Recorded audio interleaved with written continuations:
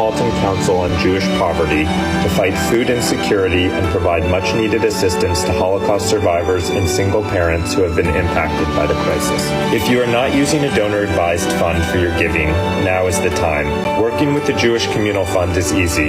It's convenient, it's efficient, and it enables you to focus on your charitable giving, especially in difficult moments like these. To find out how JCF can maximize your charitable impact and reduce your tax burden, visit jcfny.org.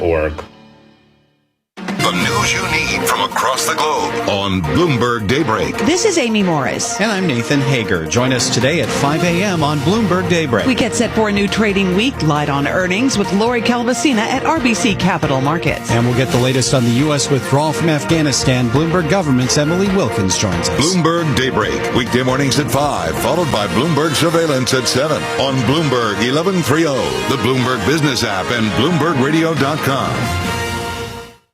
The composer Joseph Haydn famously said, "I listened more than I studied." It sounds like a law school hypothetical. Here at Bloomberg, it's the same thing. Do you maintain that low-rate regime? Can you see out 2 years? How do you build a strategy with that eventuality in mind? Experts, information, news. The push sets up a potential fight. What do we know about how it will go public? Bloomberg Radio, the Bloomberg Business app, and BloombergRadio.com. Bloomberg, the world is listening.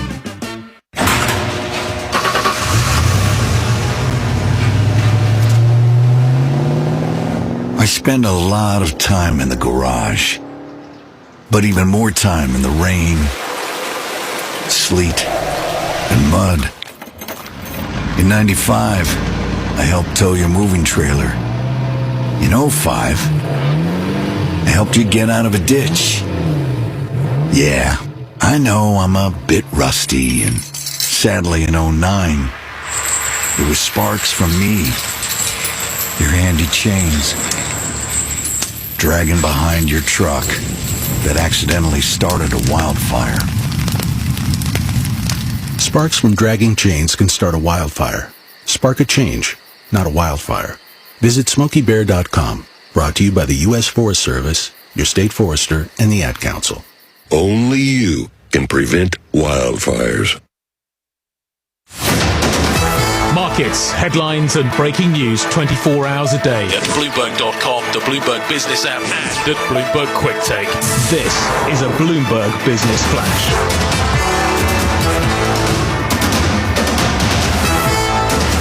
From Bloomberg's European headquarters in London, I'm Laura Wright with this Bloomberg Radio Business Flash. It was a risk-on rebound in the Asian session. The Nikkei 225 closed up 1.7% despite disappointing PMI data. The Kospi closed up 8%. The CSI 300 up 1.4% and the Hang Seng up 8%. HS Tech Index up over 2%. Although there is news that banking might be the next sector under Beijing's microscope. The PBOC is fining 3 lenders over credit data violations.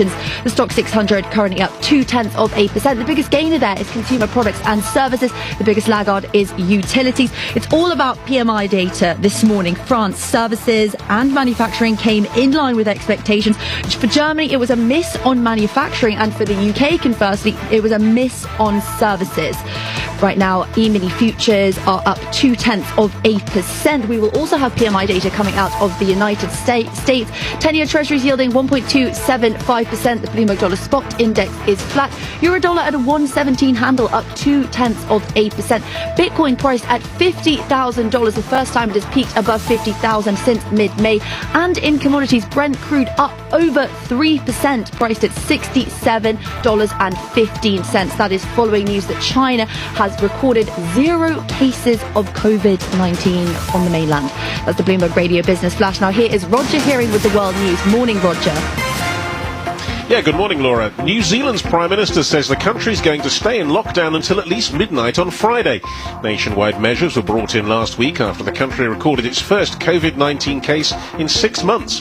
Jacinda Ardern doesn't believe they've reached the peak of the outbreak yet. China says it's brought local cases of COVID down to 0 again. Since the news of a cluster in the eastern city of Nanjing a month ago, the country's carried out 100 million tests, imposed travel bans and enforced strict lockdowns. In Australia, the Prime Minister Scott Morrison says it's highly unlikely his country will ever return to no COVID cases. He's sticking with his plan to remove virus curbs when vaccination targets are met. And one of the world's most popular tourist destinations is planning to charge holidaymakers. In order to control the influx of tourists, visitors may have to start paying £10 to enter the centre of Venice from 2022. But locals, relatives of residents and tourists who have a Venice hotel will be exempt from the entry fee. Global news 24 hours a day, on air and on Bloomberg Quick Take, powered by more than 2,700 journalists and analysts in more than 120 countries. I'm Roger Hearing. This is Bloomberg. Anna. Roger, thank you very much. Coming up next, our colleagues in the United States are getting ready for Bloomberg Daybreak stateside. Let's check in with them. John Tucker is with us. Good morning to you, John. Another Monday, another week. What's in store for you? Hey, Anna. Yeah, just back from vacation, so it's a severe Monday for me. You and me both. Yeah, oh, well. I have that first day thing where you get incredible clarity of thought on day one, and by day two, you're a complete mess. Yeah, no, my vacation patina wore off about 5 minutes into it, but whatever. Foremost in the minds of investors, what comes of this week's now virtual Jackson Hole Fed Symposium? What's the taper trajectory? We're going to put that question to Lori Calvasina, the head of U.S. equity strategy at RBC Capital Markets. Also joining us will be Dan Morris, the senior investment strategist at BNP Paribas Asset Management. With the spread of the Delta variant and breakthrough infections, what does the future now hold? We're going to speak to Dr. Stuart Ray. He's the vice chair of medicine at the Johns Hopkins University School of Medicine. And we have meltdown in Afghanistan, Jerome Powell getting an important endorsement. We're going to explore these stories in greater detail with Emily Wilkins, the Bloomberg government reporter this morning. You know, I saw blue sky yesterday afternoon thinking it was all over from Henri. Turns out that was just the eye wall. This storm, a deadly rainmaker in some parts of the U.S., in particular Tennessee.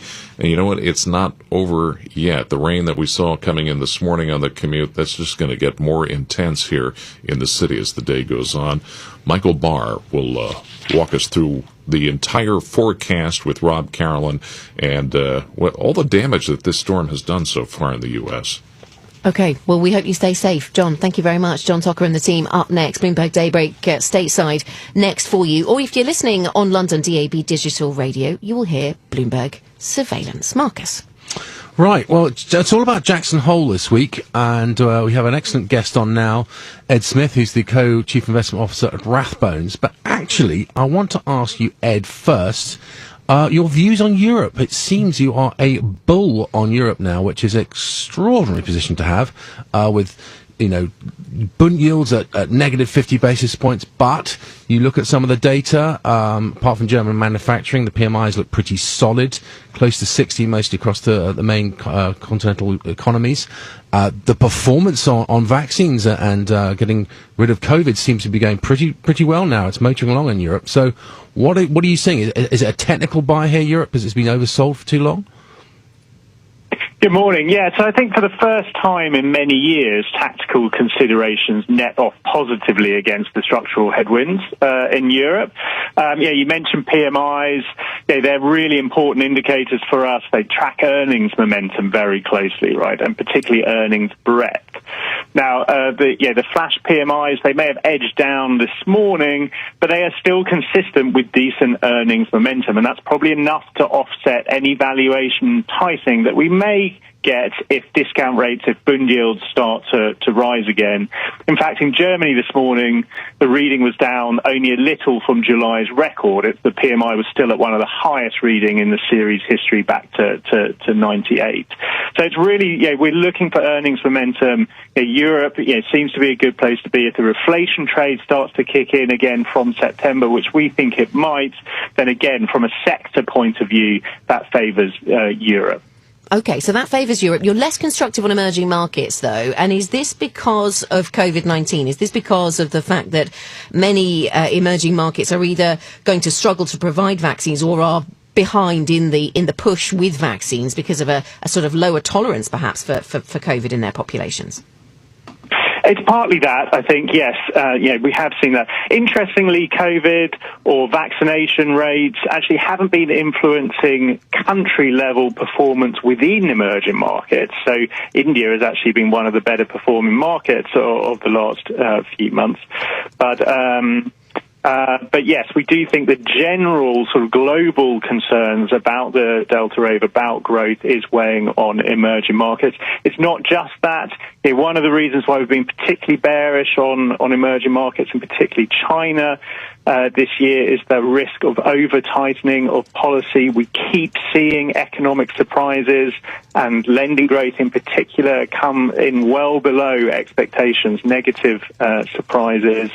Chinese equities tend to outperform when the credit impulse is positive, and it's negative at the moment. We're also concerned about Beijing overreacting to the Delta variant with its zero COVID policy, and of course also its overzealously, the possibility that it's overzealously regulating the services sector. So we've winged around the world pretty well. Let's get to the main event of the week, Jackson Hole. It seems to be a bit like Kremlin watching because, with the Delta scares rising, and certainly some of the stuff we're getting out of the Fed, which is confusing. I mean, the big hawk Kaplan was certainly rode back in on his hawkishness end of last week, which makes us all feel that maybe Jackson Hole, as it's virtual, it may be a bit of a pass. However, all fascinating little signs on what they say about the economy, particularly things like U6, which is that underemployment which Powell's raised so much, and of course any hints on whether it will be taper announced September, perhaps do it by December, or they just push it out to the September 22nd FOMC, or even to the November one. What are your thoughts here, Ed? Yeah, I mean, that's a great observation about Kaplan becoming a little less hawkish. I think that is something to take note of.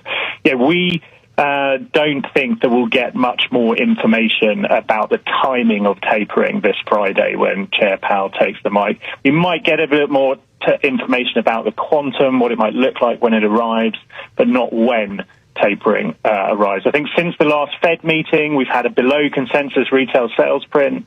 We've had a bit of a stalling in the ramp up of spending on services, a bit of an unnerving of confidence in the Delta wave. That could stay the Fed's hand. And looking at indicators such as the long-term or permanent unemployment rates, or the participation ratio, or minority ethnic unemployment rates. The theme of this year's Jackson Hole is the uneven economy, right? So, looking at those indicators, we still think there is a way to go, or ways to go, to use Powell's vernacular, before we have that substantial progress in labour markets that the Fed needs to taper. Just briefly, Ed, I mean, did we get a taste of what a taper tantrum 21 style might look like last week? It didn't hit bond markets so much, but hit stocks, hit commodities. Is that the way that this taper is different? Just briefly. I think so. This won't be 2013, the year of the taper tantrum, all over again. Surveys today show a huge majority of market participants expect tapering in the next 6 months. Whether it's December, whether it's January, it's just noise. That's very different to 2013 when it took investors by surprise. So I think if we do get a bit of a tantrum, it will be more about sort of rotation in different sectors, different styles, rather than a big correction across the board. Ed, thank you very much. Ed Smith, co-CIO at Rathbones. Thank you very much for joining us with your thoughts on Daybreak Europe. Up next, Daybreak Stateside with Nathan Hager and Amy Morris. Or if you're listening in London, for London-based listeners on London DAB, it'll be Bloomberg Surveillance, the early edition with Matt Miller, Kaylee Lyons and Francine Lacroix. Tune in for that. This is Bloomberg.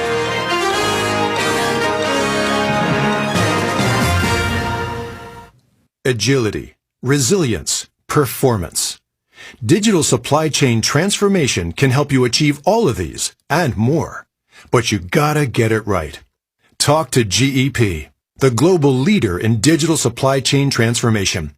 Hundreds of Fortune 500 and Global 2000 enterprises count on GEP to meet their biggest challenges and gain serious competitive advantage. GEP, software, strategy, managed services. How are financial services firms managing in this new reality? Claire Santaniello, Managing Director at BNY Mellon's Pershing, explains. If the current times have taught us anything, it's the critical role that technology plays in client relationships. Global conditions have created a business imperative for firms to digitally transform the way they meet client needs and the way they work. Pershing's industry-leading technology enables you to adapt to the evolving ways your clients want to do business, now and in the future, and can help you build an even stronger digital client experience in a simpler, smarter, and safer environment. We have worked with clients of every size to transform their business. Pershing gives you the foundation to stand on, plus our unique perspective, to help you run your business even during the most uncertain of times. We help you consider everything. To learn more about how Pershing can help you transform your business, visit Pershing.com. Pershing LLC, member FINRA, NYSE, SIPC. Broadcasting 24 hours a day at Bloomberg.com, on the Bloomberg Business app, and at Bloomberg Quick Take. This is Bloomberg Radio. Live from the Bloomberg Interactive Brokers studios, this is Bloomberg Daybreak for Monday, August 23rd, 2021. Coming up this hour. Tropical storm Henri downgraded, but more heavy rain expected in the northeast. The U.S. expands its evacuation efforts in Afghanistan. Pfizer's vaccine could get FDA approval as soon as today. And COVID shifts this week's Jackson Hole meeting to a virtual one. It's New York Governor Andrew Cuomo's last day in office, plus flooding in Tennessee leaves 22 dead and several missing. I'm Michael Barr. More ahead. I'm Scott Seidenberg. The Mets pick up a win, the Yankees rained out, and the Giants backups get some action. I'll have that and more coming up in sports. That's all straight ahead on Bloomberg Daybreak on Bloomberg 1130 New York, Bloomberg 99.1 Washington, D.C., Bloomberg 106.1 Boston, Bloomberg 960 San Francisco, Sirius XM 119, and around the world on BloombergRadio.com and via the Bloomberg Business app. Good morning, I'm Nathan Hager. And I'm John Tucker. We're being brought to you by SEI. Asset managers don't get results that are off the charts when their solutions are off the shelf. Learn how SEI's operating platform can turn infrastructure into a competitive advantage at SEIC.com/IMS. And John, futures are moving higher as we kick off a new trading week. It is 5:01 on Wall Street, and we check the markets every 15 minutes throughout the trading day on Bloomberg. Right now, S&P futures are up 12 points. Dow futures up 102. NASDAQ futures higher by 47 points. The DAX in Germany is up 0.1%, while the CAC in Paris is higher by 0.7%. The FTSE in London is up 0.4%. The Nikkei in Japan closed up 1.8%. The Hang Seng in Hong Kong was higher by 1.1%. The 10-year Treasury is down 5/30 seconds. The yield 1.27%. Yield on the 2-year 0.23%. NYMEX crude is up 3.4%, up $2.08 at $64.23 a barrel. Brent also 3.4% higher at $67.39. COMEX gold is up 0.3%, up $5.70 at $17.8960 an ounce. The euro is at 1.1730 against the dollar. British pound 1.3654. The yen is at 109.96. John. And Nathan, we're going to have much more on the markets in a minute. But first, the latest on the storm, which has been downgraded but has dumped heavy rain and has left thousands of people across the Northeast without power. Let's get the very latest this morning with Bloomberg meteorologist Rob Carolyn. Rob. John and Nathan, Henri has stalled out north of the city by about 75 miles. The heavy rain is on the western side. We've seen a lot of rain overnight in eastern Pennsylvania and New Jersey. It looks like some places have probably picked up in excess of 5 inches of rain. It continues to rain in these areas this morning, but the system is going to start to move back towards the east as the day progresses. Okay, Rob, when does the heavy stuff return? John, the rain's going to return to the tri-state area this morning. It's going to come down hard at times. We could see some flash flooding, and that's why a flash flood watch is in effect. The good news is it looks like the rain is gone from most of the tri-state area by about during the afternoon. It should move into eastern New England later in the day and come to an end even there by this evening. All right, Bloomberg meteorologist Rob Carolyn. We'll check back with Rob throughout the morning. And meantime, President Joe Biden says for the most part, when it comes to Afghanistan, the airlift out of Kabul is doing very well. Bloomberg's Ed Baxter has the story. His theme, any American who wants out will get out. The president says civilian airlines are now helping in the painful process. The evacuation of thousands of people from Kabul is going to be hard and painful, no matter when it started, when we began. It would have been true if we had started a month ago or a month from now. He says about 33,000 people out since July. He stresses the Afghans brought out are not going directly back to the U.S., but bases where they are being screened. He says the Taliban have kept their word to date. In San Francisco, I'm Ed Baxter, Bloomberg Daybreak. Thanks, Ed. We now turn to the pandemic, where one of the key vaccines is on the verge of getting FDA approval. Let's get the very latest with Bloomberg's Renita Young. Renita. John, the Pfizer-BioNTech shot could get full FDA approval as early as today. Right now, the vaccine has been in use in the U.S. based on an emergency authorization. Surgeon General Vivek Murthy tells CNN that this expected full approval could help businesses and institutions impose more vaccine requirements. President Biden agrees and believes the approval will ease doubts about the vaccines. Murthy also said that people who were vaccinated with Johnson & Johnson's one-dose shot will likely need a booster, pending data from J&J about a second dose.